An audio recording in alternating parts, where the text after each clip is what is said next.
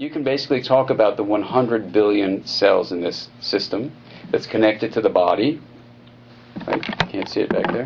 And this system can be studied. And neuroscientists study all the time. And a lot of neuroscientists in the group would say, well, the mind is just the activity of the brain. Let's move on. But if the mind were just the activity of the brain, you know what the result of that would be? You'd be a slave to your brain. And if you're a therapist, all you would do would be pushing a pill on somebody.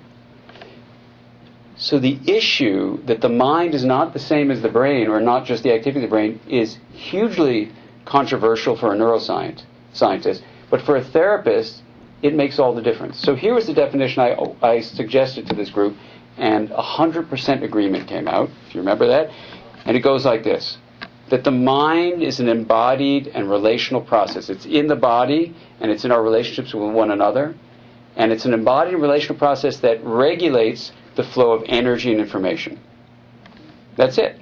Everybody agreed upon it. You know, the anthropologist, sociologist, the linguistics person, everyone was in agreement. So it was a strange moment. The group lasted for 4.5 years because we could share a common vocabulary. And since that time, this was the mid-90s now, I began working on, well, what does that mean for mental health? What's a healthy mind? And in the book Mindsight, what I present really for the public for the first time is what I've been doing in the privacy of my psychotherapy practice.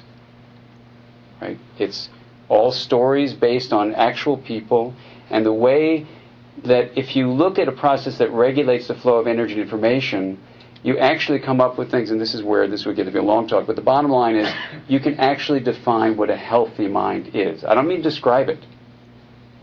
I mean define it.